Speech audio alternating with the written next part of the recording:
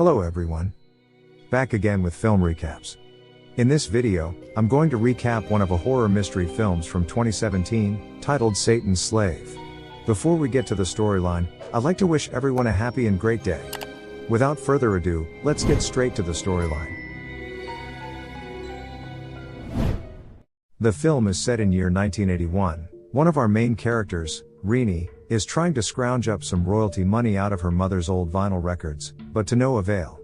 Her mother was a well-known singer in the country for a time, until one day she fell ill, and in turn, Renee, along with the rest of her family, fell into poverty.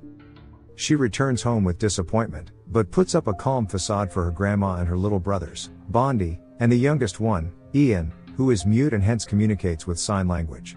Right after, she goes to see her jobless father, and informs him of her failure to obtain any royalty money. Since the family is running out of means to support themselves, Renee suggests that they should sell the house, but the father reminds her that they won't be able to find a buyer fast enough, so they should look for other solutions. The two are then interrupted by a sound of a bell ring, which is rung by the sick mother whenever she requires someone to tend to her needs. Renee makes her way upstairs, and checks on her unresponsive mother. But suddenly, the mother starts screaming while frantically ringing the bell, as if something is scaring her. Renee remains unfazed, and simply takes the bell off her hand until she calms down. At nighttime, the father plays one of his wife's records, and waits for his other son, Tony, to come home, and when he does, the sweet boy tells him that he's selling his motorbike to a neighbor to make some money for the family. The father then sells the motorcycle to their neighbor, who is waiting at their house. Afterwards, Tony greets his siblings in the kitchen, and we learn that he's been selling all of his belongings to help the family, and Renee starts scolding him for it, until they get interrupted by yet another bell ring. This time, it is Tony who goes upstairs to check on the mother. He tenderly starts brushing her hair, until he discovers that her hair is falling out. And then, the windows swing open, and Tony moves to close it to keep the wind from blowing inside, but when he turns around, the mother is creepily staring at him, which prompts him to excuse himself. Later that night, when everyone's asleep, Renee is woken up by a bell ring. She goes to check on the sick mother, but oddly enough finds her standing upright, so she walks up to her. Oh.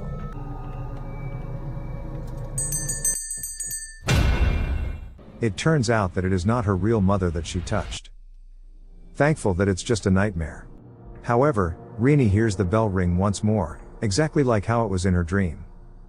Just like before, she goes to check on the mother, and discovers her standing upright just like in her dream. She slowly approaches the figure, while making sure that her real mother isn't lying on the bed. But then, she starts freaking out and calls for her father, who rushes to check for a pulse but doesn't find any. The rest of the children storm in after and cry in agony when they realize that their mother has passed. They hold a funeral, and lay her to rest at a cemetery right across the house. Right after the funeral, we get introduced to Hendra, the son of a local imam who's trying to shoot his shot during what's probably the worst possible time for Renee.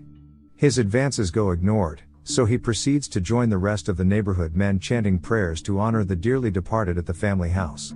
Here we can see that the father and Tony aren't joining the rest of the men in chanting prayers, being the atheists that they are. After the neighborhood men leave, the father announces that since he no longer has to tend to his sick wife anymore, he's going to go to the city to look for work. Despite their initial objections, they give him their blessings after the father says they'll be homeless otherwise. Later that night, Tony is in his room alone, listening to the radio right when he suddenly begins to hear a bell ring.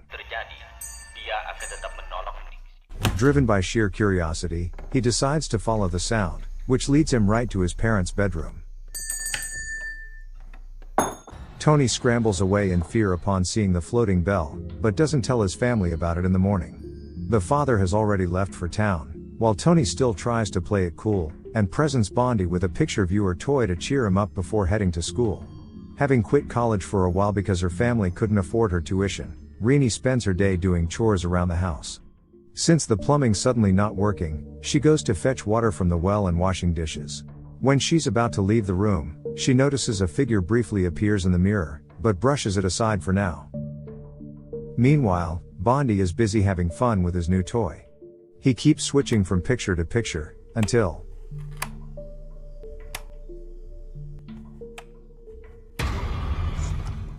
He sees a scary version of his mother in the toy and drops it. Bondi tries browsing again, but this time, the camera goes back to normal. Back to the story. Later that night Tony stays awake again to listen to his favorite radio show, but the channel suddenly switches, and begins playing one of his mother's songs.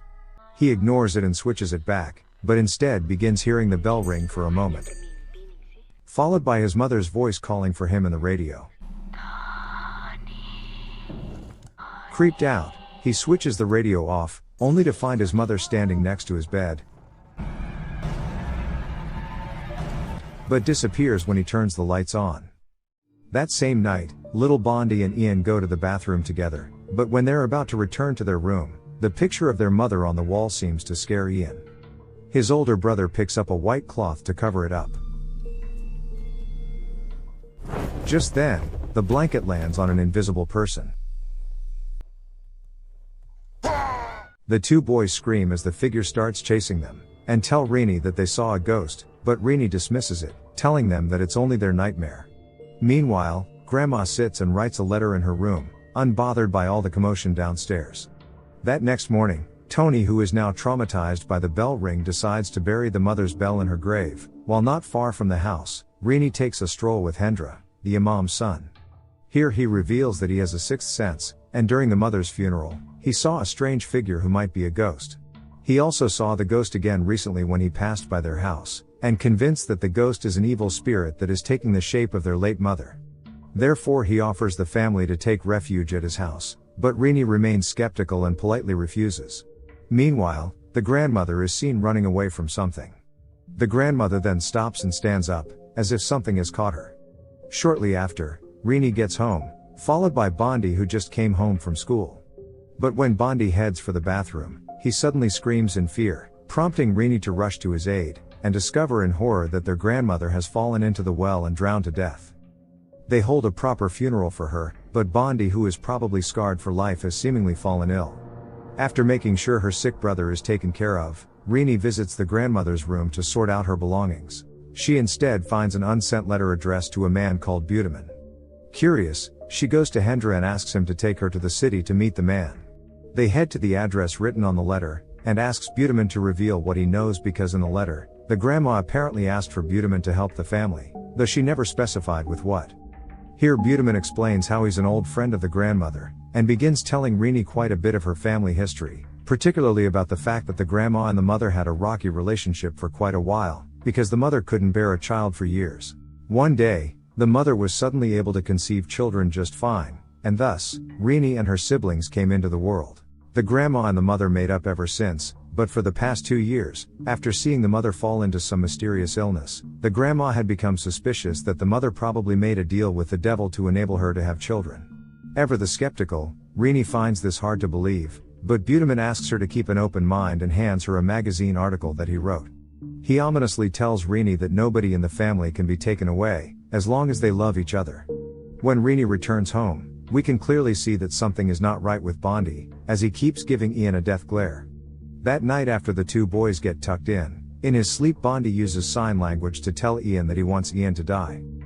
This of course scares the little Ian, and he tries to sleep it off. But then, Bondi sleepwalks over to Ian before walking back to his own bed. Not long after, Ian feels the urge to pee, so he heads to the bathroom, but changes his mind when he sees the grandma's ghost inside. He then tries to make a run for it, but gets caught on something. The fact that he can't scream because he is mute makes it even worse. When Rini wakes up in the morning, she finds something odd about her mother's record, so she tries to play it backwards, and eerily discovers that it is a recording of a cult praying to the devil. She gets even more scared when she learns that little Ian isn't on his bed, so she scours for him, only to find him hiding inside a chest outside the house. Tony then comes up to Rini with the magazine article that Budeman gave her, and Rini tells him that she hasn't read it yet.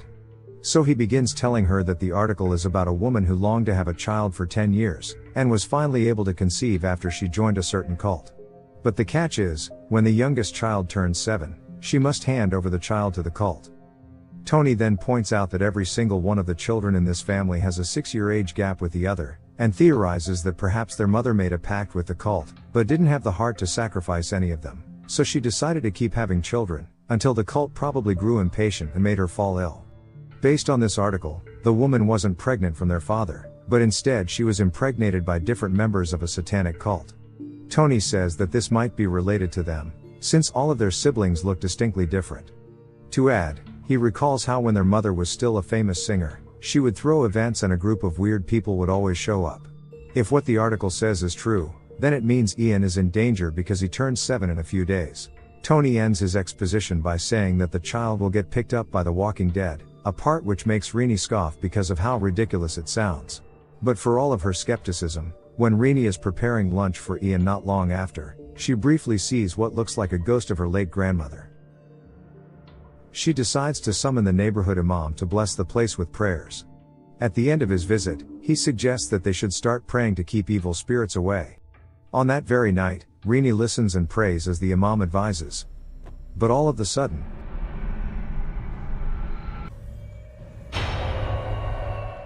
if you thought that was gonna be it, well, it's not.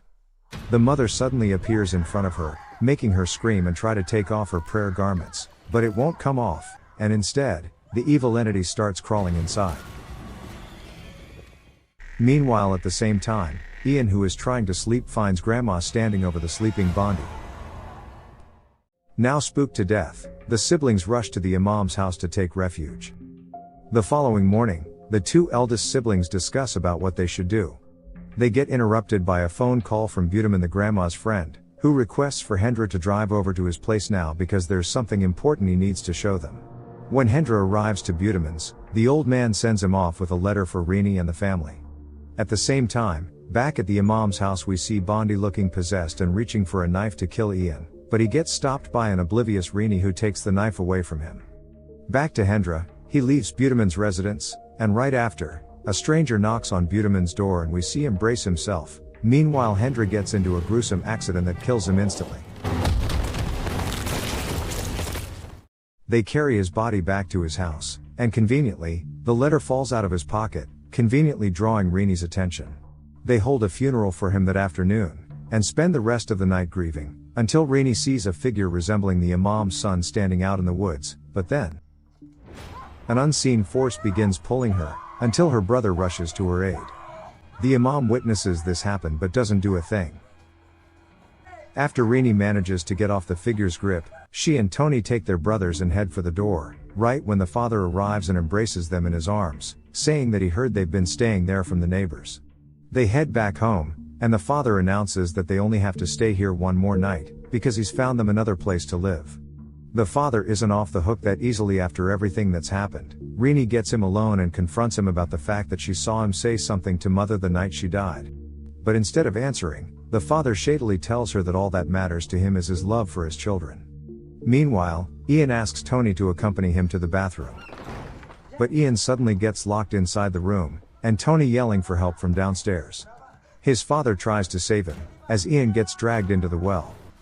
Without further ado, the father plunges himself into the water and fetches the little boy, while the 2 siblings help him get back up. Unbeknownst to them, a scary figure rises from the bottom of the well. And then, right when they exit the bathroom, they notice a group of creepy-looking individuals approach the house, prompting them to lock all entrances. Of course, these people are none other than the cult members. To make matters worse, Grandma's old wheelchair is suddenly flung at the 3, followed by the dining chair, which forces them to go hide in another room. Unfortunately, the door shuts, parting them from Bondi and Ian. Bondi hides behind a pillar, meanwhile Ian clings onto the doorframe, and for some reason, Grandma's ghost seems to want to pull him back into the well. And then surprisingly, Ian starts screaming Bondi's name. Bondi, who's been trying to kill Ian a few times before, eventually decides to save his little brother. This is when all the fiasco suddenly stops, and the family embrace each other in relief. After making sure his children are okay, the father steps out under the rain and shouts at the cult members, taunting them and insisting that he would never let them take his children, and Tony pulls him back in. For some reason, the cult members do as he says. They leave, but not before scattering what looks like seeds in perfect synchrony. That next morning, it looks like all is finally well with the family. They pack up their things and wait for the movers to pick them up. The neighborhood imam even stops by to bid them goodbye, and apologizes for not helping Rini earlier because he is still in mourning for his dead son. While the father chats with the imam, Rini steps outside to get some air, and stumbles upon a series of red seeds spread all over the ground. Fascinated, she decides to keep some. Nighttime arrives, but the movers are still a no-show, to everyone's confusion. And then, a blackout happens, and since it's a general blackout, the imam stays the night with the family to protect them. Tired of waiting, the siblings get ready for bed, but Rini can't seem to fall asleep, so she decides to read the most recent note that Budiman sent. After reading it, she wakes Tony to present her findings. Budiman recently discovered that he made a mistake in his previous writing, which is that the last child of the family isn't going to be taken by the cult. Instead, the child is a devil incarnate himself who will realize his full power during the night of his 7th birthday. This explains why the grandma's ghost only messed and tried to kill Ian but not the rest of the family. Grandma's ghost only wanted to protect them from Ian. Just as Rini said all this, they begin to hear a bell ring, and find their dead mother making her way upstairs, headed straight for her bedroom. Meanwhile, on the other side of the house, Bondi wakes up to find Ian seemingly talking to himself, and eloquently says that his friends are outside, before laughing maniacally as he struts out of the room. As Bondi confusedly looks to the window, he finds 2 dead bodies in shrouds standing upright, which scares him and gets him to hide under the bed as the dead bodies climb inside. Back in the living room, the imam wakes to find his dead son walking, along with other dead people who have just risen from their graves. The father is the next person to realize what's going on, as he wakes to find his dead wife lying next to him. He slips his way out of the room and quickly fetches his 2 eldest children, but when they arrive downstairs, they stumble upon the imam dying with his throat slit. With no time to waste, they fetch Bondi next, and hide inside the room, while Ian happily roams around the house along with his mother's undead corpse. Despite Rini's warnings, the father is still in disbelief that his youngest son could possibly a devil incarnate, so he goes outside to retrieve Ian, but sees the little boy looking creepily chipper with his army of dead people. They quickly return inside, as the dead army try to get back inside the house to possibly end their lives. They lock the side door but the dead army breaks their way in, so the family dashes and locks another door.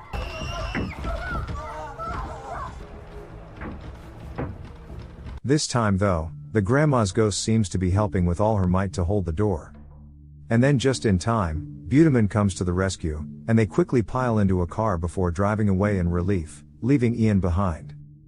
The last scene is a time jump to 1 year later. It shows the family living in a small apartment, where their next door neighbor just kindly gave away some home-cooked dish. But unexpectedly, when the neighbor retreats inside her own apartment, we learn that she may be a part of the cult, as her apartment is filled with a supply of red seeds we saw in the previous scene. The neighbor's lover urges to make sure the family doesn't move out, foreshadowing the grim events Rini's family will encounter. The film ends with the cult lady eerily dancing with her man, and the family's story continues in the sequel, Satan's Slaves 2, that just came out this year. Okay guys. That's all the recap of Satan's Slave 2017. Thanks for watching. See you again in the next video.